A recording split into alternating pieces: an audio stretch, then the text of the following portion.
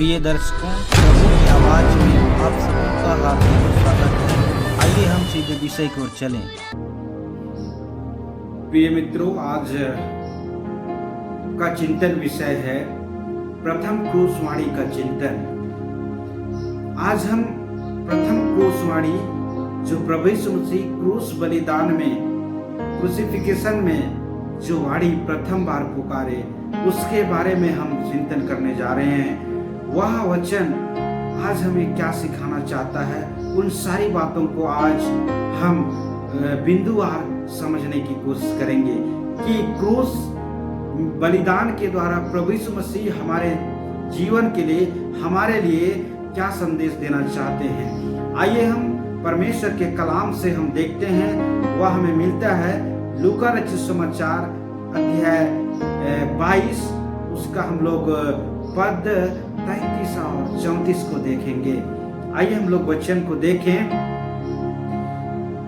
जब वे उस जगह जिसे खोपड़ी कहते हैं पहुंचे, तो उन्होंने वहां उसे और उन कुकर्मियों को भी, एक को दाहिनी और दूसरे को बाईं ओर क्रूस पर चढ़ाया।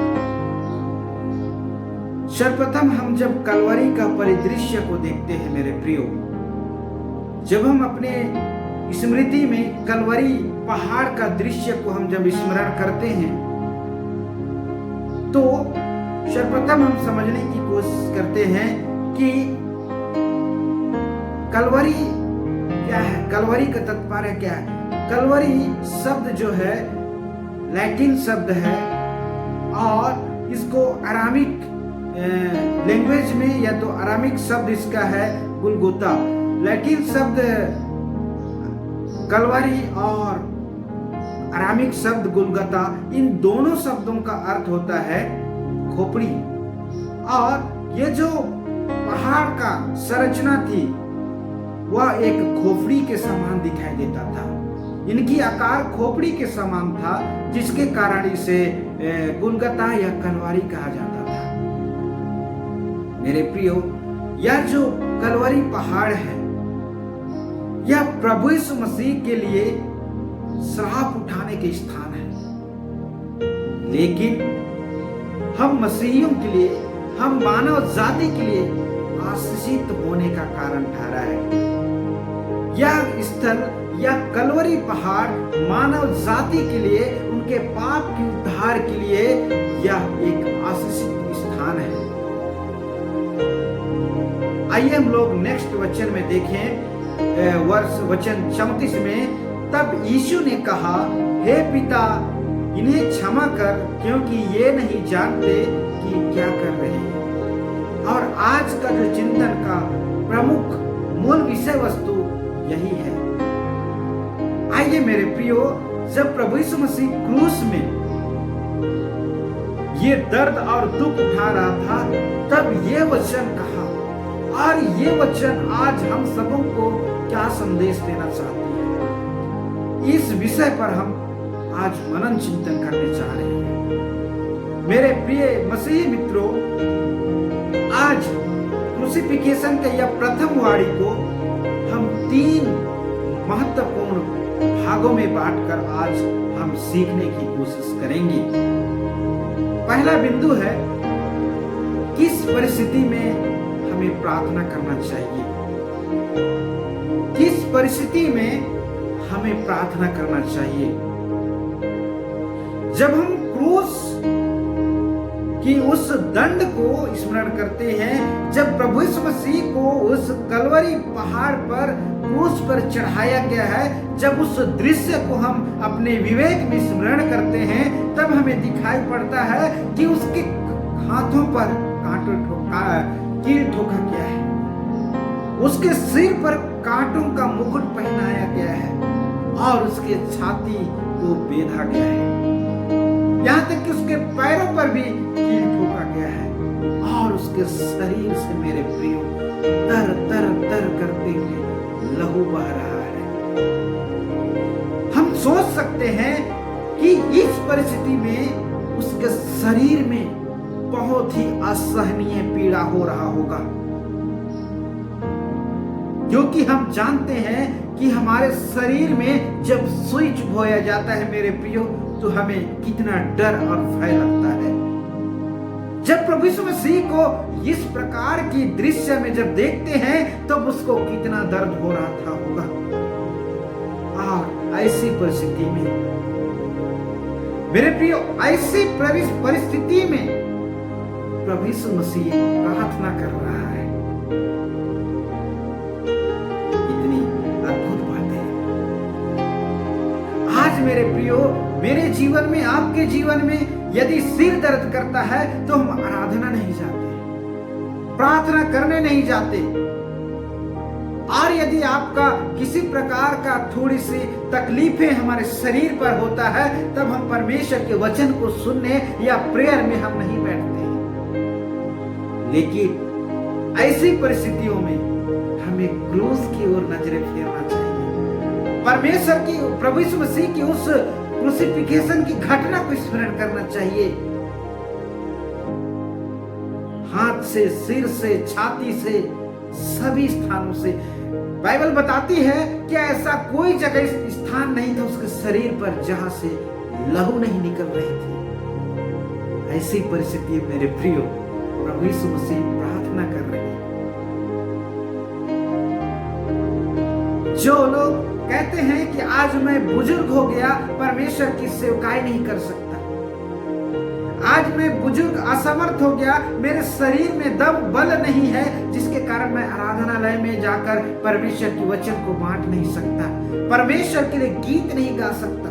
लेकिन एक समय था जब वह गीत गाते थे, परमेश्वर के संदेश को घूम घूम कर लोगों तक पहुंचाते थे। आज दुख में पड़े हुए हैं, पीड़ा में पड़े हुए हैं। मेरे प्रियो, आज का वचन आपको प्रोत्साहित करना चाहती है। ये वचन आपको सिखाना चाहती है कि ऐसी परिस्थिति में आप प्रार्थना करें, लोगों के लिए प्रार्थना करें, संसार के लिए प्रार्थना करें, दूसरों के लिए प्रार्थना करें, क्योंकि ऐसी परिस्थिति में प्रभु यीशु मसीह प्रार्थना कर रहे हैं। और आज इस वचन के द्वारा हम सबों को आज सिखा रहे हैं कि ऐसी परिस्थिति में, ऐसी समय में हम सबों का प्रार्थना रूपी सेवकाई करने की आवश्यकता है, क्योंकि प्रार्थना का सेवकाई सबसे बड़ी सेवकाई है मेरे प्रियो। कितनी अद्भुत बातें हैं हमारे लिए, बड़े आनंद का विषय है। प्रभु यीशु मसीह का क्रूस बलिदान आज हमारे लिए प्रार्थना करना सिखाती है। आइए हम दूसरी बातों को सीखेंगे। परमेश्वर से हमारा रिश्ता कैसा होना चाहिए। आज इन बातों को भी आज क्रूसिफिकेशन की घटना हमें सिखाना चाहती है। आइए प्रियो, आज हम किन बातों को सीखेंगे। मेरे प्रियो, जब रोमी सिपाही प्रभु यीशु मसीह के हाथों पर कील ठोक रहे थे, जब प्रभु यीशु मसीह को कोड़े मारे जा रहे थे, जब यीशु मसीह को कांटों का मुकुट पहनाया जा रहा था, जब यीशु मसीह को उसके मुख पर थूका जा रहा था, उसके दाढ़ी को नोचा जा रहा था, हाँ मेरे प्रियो, उसके कपड़ों को फाड़कर बांटा जा रहा था, फिर भी आज इन परिस्थितियों में भी प्रभु यीशु मसीह अपने परमेश्वर पिता को कहते हैं, हे पिता। मेरे प्रियो, ऐसी परिस्थिति में भी प्रभु यीशु मसीह आज परमेश्वर पिता को कहते हैं, हे पिता, इन्हें क्षमा करना। कितनी अद्भुत बातें हैं, क्योंकि वह मानव शरीर होकर यह सोच सकते थे कि आज मेरे शरीर से तर तर लहू बह रहा है, जिसके कारण मेरे शरीर में असहनीय दर्द हो रहा है। मेरा पिता जो सर्वशक्तिमान है, सर्वज्ञाता है, इन परिस्थितियों में यह जो दुख का प्याला है उसे वह हटा सकता था। मेरे प्रियो, यदि हमारा पिता हम किसी कार्य में फंसे हैं और हमारा पिता निकाल सकता है और वह नहीं निकालता है, तो हमारा विचार उसके प्रति क्या हो सकता है। हम उसको ईर्ष्या करेंगे, हम उसके लिए झगड़ने लगेंगे कि आप ये कर सकते थे तो भी आपने ये कार्य क्यों नहीं किया। हो सकता है प्रभु यीशु मसीह भी ऐसा सोच रहे होंगे मानव स्वभाव होने के बावजूद, लेकिन उन्होंने इन परिस्थितियों में मेरे प्रियो वह कहते हैं, हे पिता, इस परिस्थिति में भी, इन विषम परिस्थिति और इस कठिन परिस्थिति में प्रभु यीशु मसीह कहते हैं इतने गहराई के साथ और इतने प्रेम के साथ कि हे पिता मेरे प्रियो, आज बहुत ही गहरा रिश्ता के साथ परमेश्वर पिता को पुकारते हैं। क्या आज जब हमारे जीवन में कठिनाइयां होती हैं, हमारे जीवन में परेशानी होती है, तब हमारा जीवन में, उस परिस्थितियों में हमारा संबंध परमेश्वर के साथ कैसा होता है? मेरे प्रियो, आज हमें प्रभु यीशु मसीह से सीखने की आवश्यकता है कि कठिन दुखों में भी हमारा रिश्ता, हमारा प्रेम परमेश्वर के साथ बहुत अच्छा और मधुर होना चाहिए। आइए हम लोग तीसरी बातें देखेंगे, कैसे लोगों के लिए प्रभु यीशु मसीह क्रूस पर प्रार्थना कर रहे हैं। कैसे लोगों के लिए प्रार्थना कर रहे हैं? मेरे प्रियो, कोई अपने दंड देने वालों के लिए प्रार्थना करता है? नहीं। हम तो देखते हैं मेरे प्रियो, जो लोग, जैसी सजा उनको दिया जाता है, लोग चाहते हैं कि उसी प्रकार की या तो उससे दोगुना भयावह सजा उनको दिया जाए। लेकिन आज प्रभु यीशु मसीह संसार में एकमात्र ऐसे व्यक्ति हैं जो उनके लिए, उनकी पापों की क्षमा के लिए प्रार्थना कर रहे हैं। आइए मेरे प्रियो, प्रभु यीशु मसीह प्रार्थना कर रहे हैं, किन के लिए प्रार्थना कर रहे हैं, आइए हम इनको देखेंगे। पहली बात है, रोमी सेना के लिए प्रार्थना कर रहे हैं। मेरे प्रियो, रोमी सेना जो निरंतर वहां की गवर्नमेंट की, रोमी सरकार की आज्ञाओं का पालन कर रही है, और जितने भी चोर डाकू, जितने भी लोग हैं जो वहां के गवर्नमेंट के मुताबिक अपराध करते हैं, सारे लोगों को वहां पर क्रूस में चढ़ाने का कार्य करते हैं रोमी सेना। और उनकी व्यक्तिगत इच्छा कुछ भी नहीं है। उनकी व्यक्तिगत इच्छा नहीं है कि वे लोग रोमी सेना लोगों को क्रूस पर चढ़ाए, और गवर्नमेंट का आदेश का पालन करते हुए मेरे प्रियो, आज प्रभु यीशु मसीह को भी क्रूस पर चढ़ाया गया है। और क्रूस पर चढ़ाने के बावजूद आज प्रभु यीशु मसीह वहां पर मेरे प्रियो, वहां पर उनके लिए प्रार्थना कर रहे हैं। यहाँ जब हम मत्ती रचित समाचार अध्याय 27 का 54 को देखते हैं, वहां पर सूबेदार ने कहा है, सचमुच यह परमेश्वर का पुत्र है। मेरे प्रियो, वह व्यक्ति जान गया था कि यीशु मसीह जो है परमेश्वर का पुत्र है। फिर भी रोमी सेना के लिए प्रभु यीशु मसीह ने उस क्रूस पर उनके लिए प्रार्थना किया, उनके पापों के लिए, उनके अपराधों के लिए, जो लोग उस पर लोगों को कलवरी पर क्रूस पर चढ़ा रहे थे, उन सारे लोगों के लिए, रोमी सेना के लिए प्रभु यीशु मसीह ने परमेश्वर से प्रार्थना किया, उनकी पापों की क्षमा के लिए। दूसरी बात है, पिलातुस के लिए प्रभु यीशु मसीह ने प्रार्थना किया। मेरे प्रियो, जब हम मत्ती रचित समाचार अध्याय 27 का 23 से 24 पदों को जब हम पढ़ते हैं, तब वहां पर यह दिखता है कि पिलातुस व्यक्तिगत रूप से एक बहुत ही अच्छा व्यक्ति था परंतु वह नियम के विरुद्ध क्रूस पर चढ़ाने का आदेश दिया। नियम के विरुद्ध, अर्थात नियम क्या है? नियम यह है कि जो लोग गलत काम किए हैं, रोमी सरकार के खिलाफ में जो लोग अपराध किए हैं, ऐसे लोगों को ही क्रूस पर चढ़ाया जाता था। लेकिन प्रभु यीशु मसीह के लिए यहाँ बिल्कुल उलट परिस्थिति है। प्रभु यीशु मसीह रोमी सरकार के खिलाफ कोई भी अपराध नहीं किए हैं, और वे किसी भी रीति से वहां पर कोई पाप नहीं किए हैं। मेरे प्रियो, फिर भी उनकी व्यक्तिगत इच्छा ना होने के बावजूद भी वह लोगों के लिए प्रभु यीशु मसीह को सौंप देते हैं।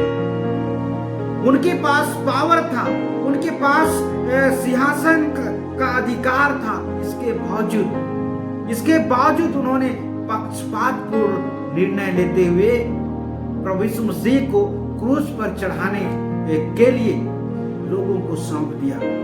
ऐसी परिस्थिति में प्रभु यीशु मसीह जो सजा सुनाने वालों के लिए भी प्रभु यीशु मसीह आज क्रूस पर उनकी पापों की क्षमा के लिए प्रार्थना कर रहे हैं कि हे पिता इन्हें क्षमा कर, क्योंकि ये नहीं जानते, पिलातुस नहीं जानता, रोमी सरकार नहीं जानता, रोमी सेना नहीं जान रहा है कि वे क्या कर रहे हैं।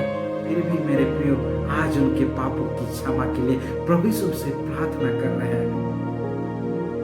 तीसरी बात है महायाजक और पुर्णियों के लिए प्रभु यीशु से प्रार्थना कर रहे हैं। मेरे प्रियो महायाजक लोग जब यरूशलेम मंदिर में व्यवसाय करने के लिए वहां परमेश्वर के भवन को वहां व्यवसाय करने के स्थान चुन लिया था। अब जब प्रभु यीशु मसीह देखा तो सारे वहां के दुकानों को प्रभु यीशु मसीह ने नष्ट कर दिया। वहीं से ये महायाजक और पुर्णीय लोग प्रभु यीशु मसीह से चिढ़े हुए थे और ऐसे षड्यंत्र कर रहे थे कि प्रभु यीशु मसीह को उनको मौत के घाट उतारने का षड्यंत्र कर रहे थे। और मत्ती समाचार अध्याय 21 उसका 15 पद में यहूदा को विश्वासघात करने के लिए उन्होंने 30 चांदी के सिक्के दिए और यहूदा इस्करियोती प्रभु यीशु मसीह को पकड़वाया। मेरे प्रियो फिर भी आज प्रभु यीशु मसीह इन महायाजक और इन पुर्णियों के लिए उस क्रूस पर इतने दुख देने के बावजूद आज मेरे प्रियो उस क्रूस पर आज प्रभु यीशु मसीह प्रार्थना करता है कि हे पिता इन्हें क्षमा कर, क्योंकि ये नहीं जानते कि ये क्या कर रहे हैं। चौथी बात है मेरे प्रियो फरीसी और सदूकियों के लिए प्रार्थना किया। फरीसी और सदूकी लोग शुरू से ही यीशु के दुश्मन थे।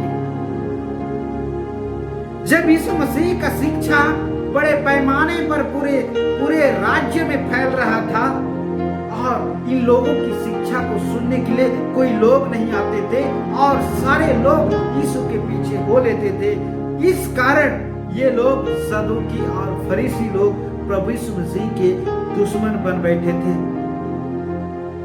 फिर भी प्रभु यीशु मसीह ने आज इनके पापों की क्षमा के लिए परमेश्वर पिता से प्रार्थना कर रहे हैं कि हे पिता इन्हें क्षमा कर, क्योंकि ये नहीं जानते कि क्या कर रहे हैं। मेरे प्रियो आज मेरे और आपके अपराधों के लिए जो हम लोग जाने और अनजाने में मन कर्म और विचार और वचन के द्वारा हमने बारंबार परमेश्वर पिता के पुत्र प्रभु यीशु मसीह को दुख दिया है, उनके मन को खेदित किया है। फिर भी आज प्रभु यीशु मसीह हम सबों के लिए परमेश्वर पिता के दाहिने ओर विराजमान होकर मेरे प्रियो आज हमारे लिए प्रार्थना कर रहे हैं कि हे पिता इन्हें क्षमा कर, क्योंकि ये नहीं जानते कि क्या कर रहे हैं। मेरे प्रियो आज फिर भी हम परमेश्वर पिता से अपना संबंध, अपना रिश्ता हम मजबूत नहीं करते और बारंबार पाप करते हैं। मेरे प्रियो आज आपके लिए मेरे लिए प्रभु यीशु मसीह का लहू बहाया गया है हमारे पापों की क्षमा के लिए। आइए प्रियो हम प्रभु यीशु मसीह को उस कलवरी परिदृश्य को अपने मनों में स्मरण करें और अपने सारे पाप और गुनाहों के लिए प्रभु यीशु मसीह से प्रार्थना करें कि हे पिता हम नहीं जानते, हमारे सारे पापों को क्षमा कर, चाहे हमने किसी भी रीति से हम पाप किए हैं हमें शुद्ध कर, और ये जो हृदय है जो पत्थर का हृदय है उसमें तू हाड़ और मांस का हृदय उत्पन्न कर, ताकि हम निरंतर आपके वचन में हम चलने वाले, वचन में जीने वाले व्यक्ति बन सके। परमेश्वर इस वचन के द्वारा आप सबों को बहुतायत का आशीष दे। God bless you. Thank you.